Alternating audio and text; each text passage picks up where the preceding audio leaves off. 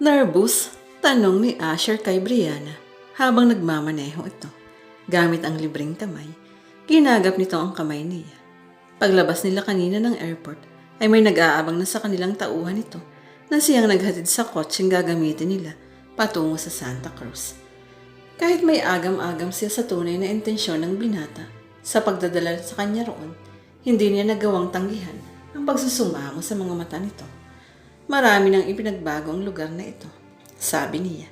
Nakatingin siya sa kanilang dinaraanan at nagsimula siyang maging emosyonal nang sapitin na nila ang bayan ng Santa Cruz. Sayang at nasa Amerika ngayon si Ann. Tiyak na matutuwa yun kapag nakita ka. Masuyo na itong hinawi ang buhok na naligaw sa kanyang mukha. Ngiti naman dyan para makumpleto ang araw.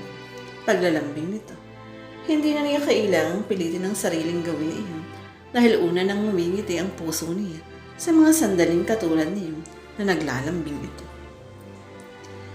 Tila nanigas si Brianna sa pagkakaupo niya sa loob ng kotse nang salubungin niya ang tingin ni Asher. Nakita niya ang pag-aalala nito. Humugot siya ng malalim na hininga. Kapag kuwan ay nanginginig na inabot niya ang kamay nito. Kahit nang makababa na siya ng kotse, ay hindi nito binitawan ang kamay niya. Nanunubig ang mga matang inilibot niya ang tingin sa mansyon kung saan siya lumaki at nagkaisip. Brianna, ikaw ba yan, anak? Lumingon siya nagsalita. Mula sa balkonahe ay sumungaw ang mukha ng isang matandang babae. Mama, hilam sa luha ang mga matang humakbang siya palapit dito. Ilang sandali pa ay yakap na siya ng mahigpit ni Doña Sabel. Bakas ang pagkasabik sa mukha nito. Bakit ngayon ka lang dumating? Pinag-alala mo ako ng gusto. Mahigpit na ikinulong nito ang mukha niya sa mga kamay nito. I miss you, anak. Tila hinaplos ang puso niya sa nakikitang pangungulila nito sa kanya. Paano niya nagawang saktan at bigyan ng alalahan ito at ang kanyang papa? I'm sorry, ma. She said in between sobs. Matagal ka na naming napatawad. Pinahid nito ang mga luha niya. May kasalanan din kami. Si papa, siguradong matutuwa rin siya sa pagbabalik mo. Muli siyang niyakap nito. Anong plano mo ngayon? Tanong kay Brianna ng kanyang papa. Mabilis na binawi niya ang tingin sa papalayong si Asher. Nagpasintabi itong pupunta sa banyo. Ngunit malakas ang pakiramdam niyang susundan nito si Bea na nauna nang magpaalam na pupunta sa kusina. In a week's time, kasal na ng ate mo. Natutuwa ako't pumayag kang maging maid of honor niya. But I'm hoping na kahit tapos na ang kasal, I'll stay here. Anang papa niya. Sabay itong dumating at si Bea mula sa Hacienda Camila.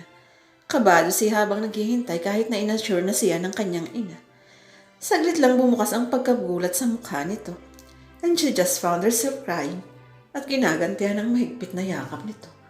Tuwang-tuwa rin si Bea sa pagdating niya. Naiiyak pang niyakap siya nito na buong pusong tinanggap niya. Pagkatapos ng paulit-ulit ng pag-usal ng sorry, ay masaya silang nagsalong mag-anak sa isang magsaganang hapunan. Tila lahat ng masasakit na ala-ala ay kinalimutan at ang tanging kasiyahan sa muli nilang pagkakita ang mahalaga. Muli siyang tinanggap ng mga ito. No questions asked. Siyempre pa ay naroon si Asher na lubos na pinasasalamatan ng kanyang mga magulang. Hindi mo na uli kami iiwan, di ba anak? Tanong ng kanyang ina. Puno ng pag-asam ang mukha nito. Pagbigyan mo na ang mama mo, Brianna. Hindi mo lang alam kung paano naging iyakin iyan ang mawala ka. Tudyo ng papa niya. Nagsalito ang hindi. Sabi ng mama niya, akala mo siguro hindi ko alam na napaiyak ka rin. Just remember, Brianna, no matter what your decision is, natirito lang kami. Seryosong pahayag ng papa niya kapag ko. Naluluhang tumayo siya. I know pa, and thank you.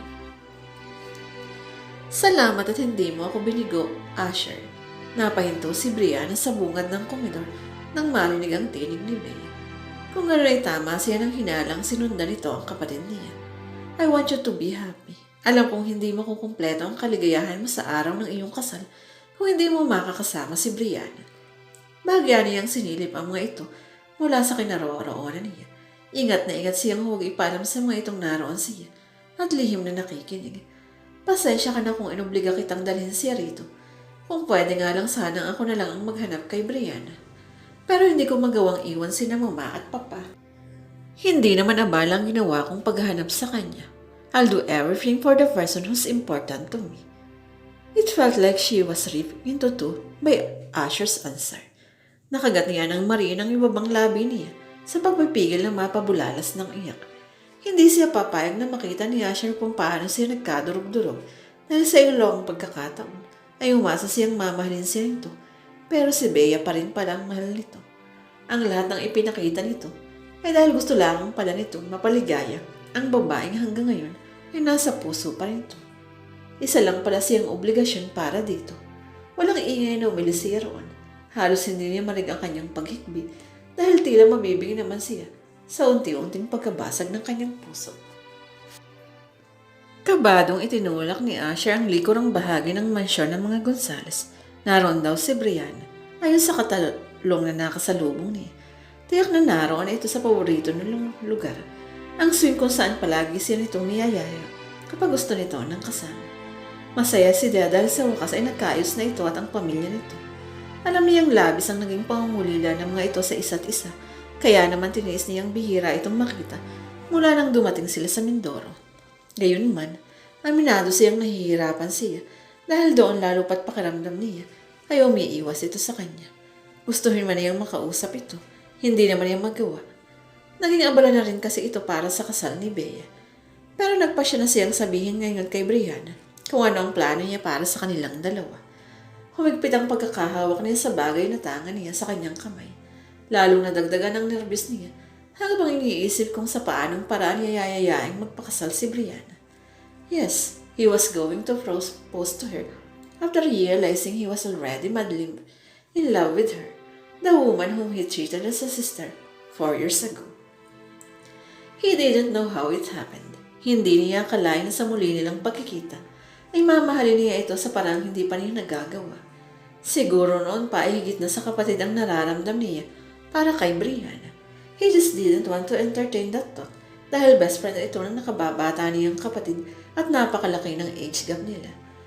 But after that night when she kissed him, mukhang na siyang mawala sa sarili dahil sa pagdagsya ng emosyong hindi niya kayang pangalanan noon. At pagkatapos ng sandaling iyon na naangkin niya ito, saka lang niya napagtanto kung ano ang nararamdaman niya. Mahal na mahal niya ito. That was why he saw to it that she was always beside him. Kaya ngayon ay daig pa niyang isang torping teenager na aakyat ng ligaw. He didn't know how she would react to his proposal.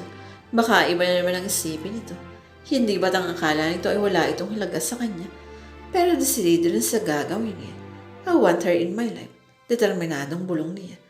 Ang balak niya na sorpresahin ito, pero siya pala ang mabibigla. Dahil nung marating niya ang swing ay nakita niyang hindi ito nag-iisa. She was with a man. Nagdilim ang kanyang mukha nang makitang masaya nag-uusap ang mga ito. Nang hindi siya napansin ang mga ito, ay lalo nag-iinit ang ulo niya. Kitang-kita niya ang kakaibang tingin ng lalaki kay Brianna. Being a man, he knew that look. Nakaka-istorbo ba ako? Untag niya sa mga ito. Nagtataka na napatingin ang mga ito sa kanya. Saglit lang at naging malamig na ang tingin ibinibigay sa kanya ni Brianna. Ikaw pala, Asher, anito. Nagtangi sa mga bagay niya. Sa paraan kasi ng pagkakasabi nito nun, para bang isa lang siyang kakilala na napadala at napipiliti ang batiin nito. Sino siya, Brianna? Tanong ng lalaking kasama ito. Lihim na binistahan niya ang kabuuan nito.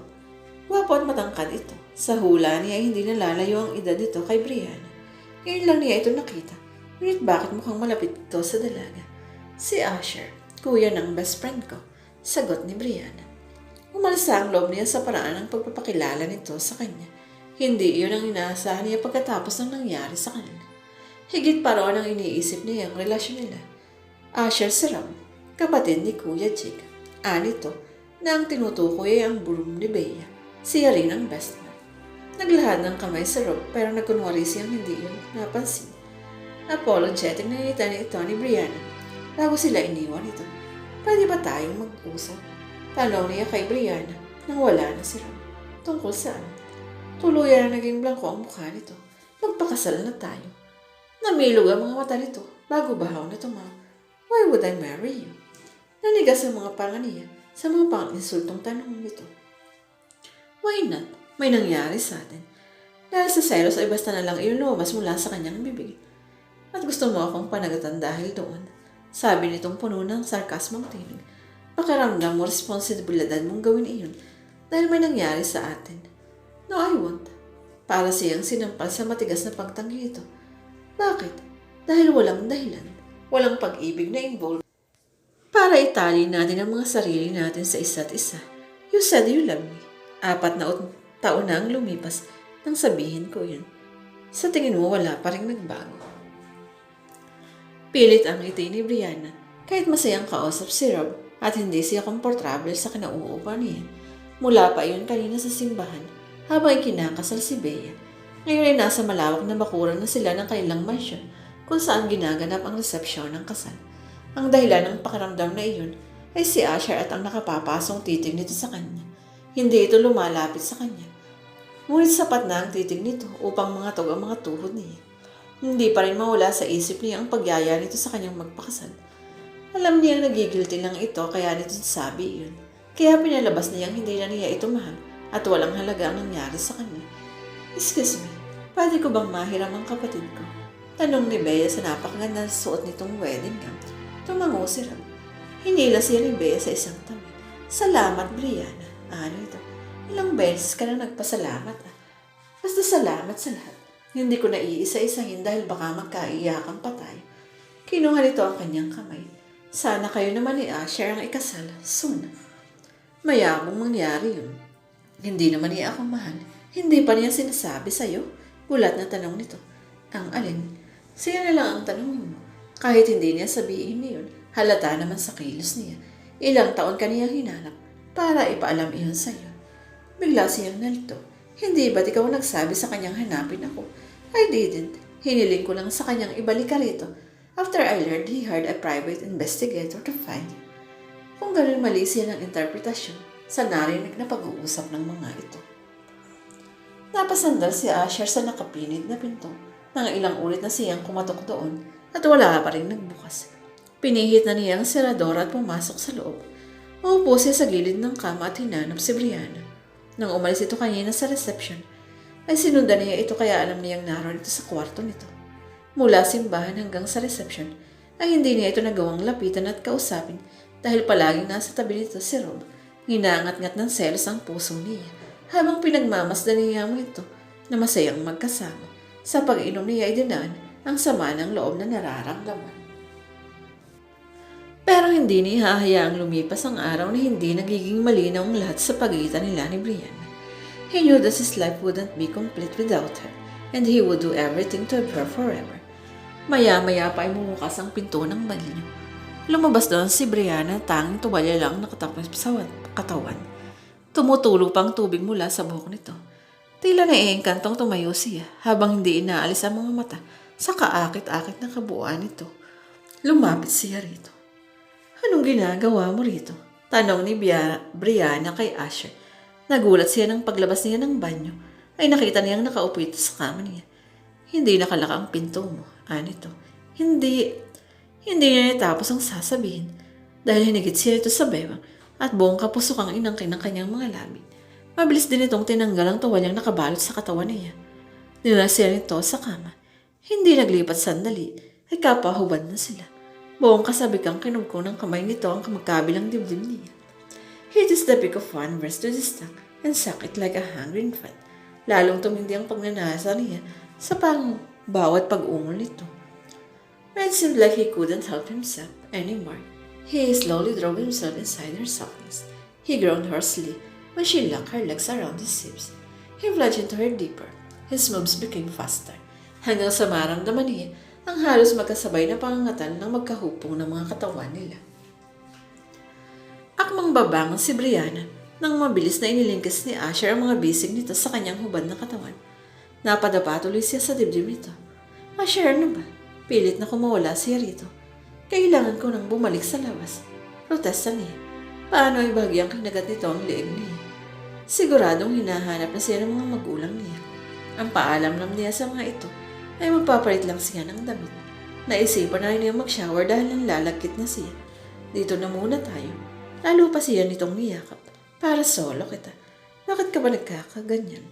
Isn't it obvious dahil mahal kita? Tila mabibingya siya sa biglang pagkabok ng kanyang dibdib. Talagang nagulat siya sa ipinagtapat nito. Ilang beses na ba niyang inasam na marinig iyon mula rito. Pero ngayong nangyari na, hindi naman niya mapaniwalaan. Ano ka mo? Nangilid ang luwas sa kanyang mga mata. I know it's hard for you to believe, but that's what I really feel. Pero si Ate Bea ang mahal mo. I thought I love her. Pero narealize kong malalim na paghangalang pala ang nararamdaman ko noon sa kanya. Paliwanag nito. Sabi mo kapatid lang ang turing mo sa akin. Wika niya. Tila nagkabikig ang kanyang lalamunan. Nagalit ka pa nga nung hinalikan kita. I'm sorry kung iyon ang yung pakahulugan mo sa naging reaksyon ko. Sobrang nagulat lang ako. And I felt something when you did that na alam kong hindi ko dapat maramdaman. Hinanap mo ba ako dahil sa pakiusap ni ate? Kumunot ang noon to. Narinig ko ang pag-uusap niya. Of course not. After you left. It felt like you took away something from me na hindi ko mapangalanan. Pakiramdam ko, isa ako sa mga dahilan kaya ka umalis. Ang akala ko dahil lang sagil kaya nagpursige akong matutunan ka. But seeing you after 4 years, muli kong naramdaman yung kakaibang damdamin na iyon na noong ipinagtapat mong mahal mo ako. She was speechless because of his revelations. Kung ganun mali nga silang pag-iisip, ang masama laban dito. Akala ko dahil lang kay Ate Bea, kaya tinutulungan mo ako. Kaya isinama mo ako rito. Bumangon ito habang yakap pa rin siya. Tuloy ay napakandong siya rito. Huwag na natin siyang isali sa usapang ito. It's now between you and me. Inilagay nito ang isang daliri sa baba niya. You still love me. Tuluyan ang nalaglag ang mga luha niya. Pero hindi tulad noon. Ang mga iyon ay luha ng kaligayahan. I never stop loving you. Eh bakit lumalapit ka pa sa best man na yun? Tila batang sumbat nito. Dumating lang siya, hindi mo na ako pinansin. Ano ka ba? Nakikipagkaibigan lang iyong tao. At saka naiinis ako sa iyo eh. Bawal nang lapitan ka pa niya. He declared possessively. Tila lumubo ang puso niya sa sobrang ligan. Dahil sa nakikita niyang pag-ibig sa mga mata nito. Alam niyang para lang iyon sa kanya. I love you. Nito bago isinuot ang isang singsing sa daliri niya. Napamang siya nang makilala ang singsing na minsan na ibinilik niya rito. Nagtatanong ang mga matang tumingin siya rito. Ibilambalik ko na sa iyo to. Patunay na pag-aari na kita. Nasuyo siyang hinalikan ito pagkatapos. I hope you like it kaysa doon sa family heirloom namin. Ito ibibay ko rin iyon sa iyo. Mas mahalaga ito sa akin. Dahil tanda iyan ang pag-ibig ko sa iyo. Mas gusto ko dahil alam kong mahal mo ako. Pinili ko lang hingin na yun noon dahil gusto kong mahalin mo rin ako. Isa pa hindi naman kasya iyon sa akin. Napatitig siya sa mga kumikislap na bato ng singsing. Nagulat siya nang muli silang napahiga. Sa pagkakataong iyon, ito nang nasa ibabaw at siyang nasa ilalim. Sa wakas ay nagkaintindihan na tayo. Teka, di ba dapat bumalik na tayo sa labas at ipaalam sa kanilang plano natin? Later, baby. Naging abala na ito sa paghalip sa kanyang katawan. Busy pa sila, kaya unahin na muna natin.